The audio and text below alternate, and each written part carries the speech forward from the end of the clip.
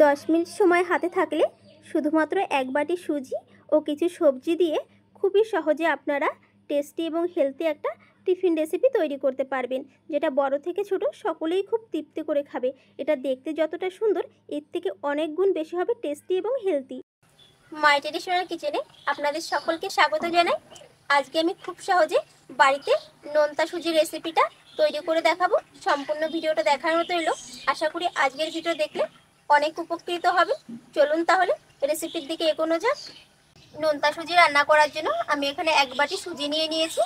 এই সুজিটাকে কড়াইতে একদম লো ফ্লেমে লালচে কালার করে ভেজে নেব।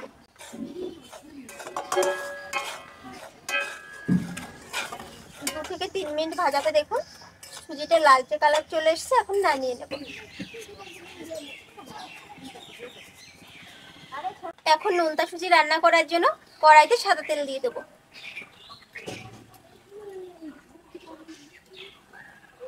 এর জন্য দিয়ে দিচ্ছি একটা শুকনো লঙ্কা ও কিছু মেথি, কিছু কালো সরিষা,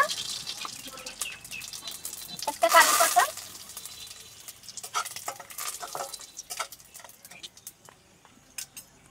তিনটে কাঁচা লঙ্কা।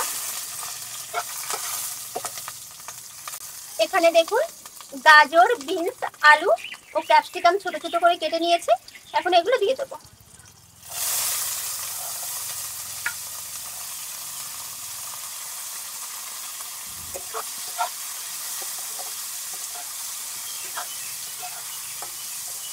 এখন সবজিগুলোকে ভেজে নেব। সামান্য লবণ দিয়ে দিচ্ছি যাতে সবজিগুলো তাড়াতাড়ি সিদ্ধ হয়ে যায়।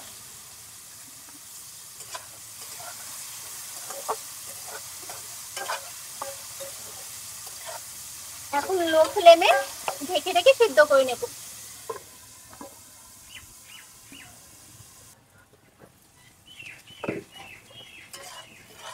ঢেকে ঢেকে দেখুন সবজিটাকে ভেজে নিয়েছি। সবজিটা সিদ্ধও হয়ে গেছে। এখন এর ভিতরে ভেজে নেওয়া সুজিটা দিয়ে দেবো।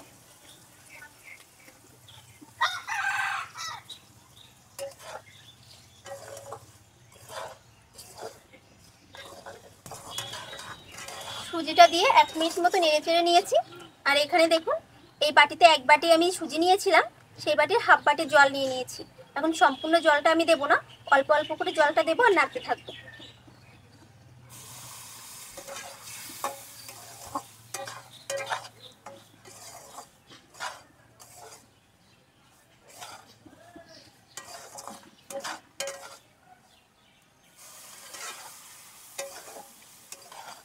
গ্যাসটা একদম লোতে রাখতে হবে আর কন্টিনিউ এভাবে নাড়তে হবে।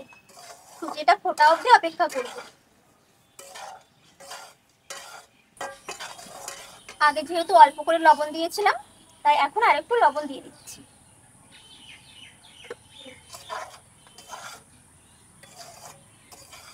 আর একটু জল দিয়ে দিচ্ছি, এখনো ফোটেনি সুজিটা।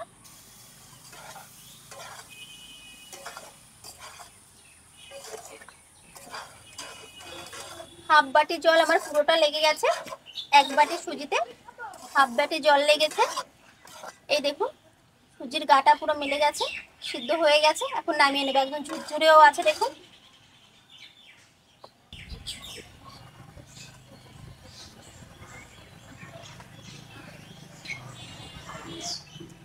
এই দেখুন কত সহজে কত সুন্দর একটা টিফিন রেসিপি তৈরি করে ফেলেছি। রেসিপিটা দেখতে যতটা সুন্দর, এর থেকে অনেক গুণ কিন্তু খেতে টেস্টি হবে।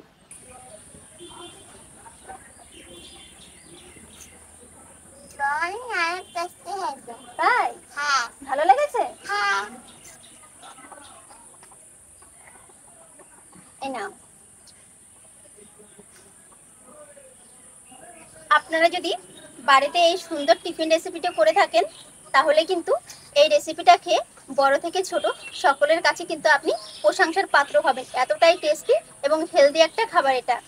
এটা অবশ্যই বাড়িতে একবার হলেও ট্রাই করবেন। দেখবেন একবার খেলে আপনাদের বারবার তৈরি করতে ইচ্ছা করবে।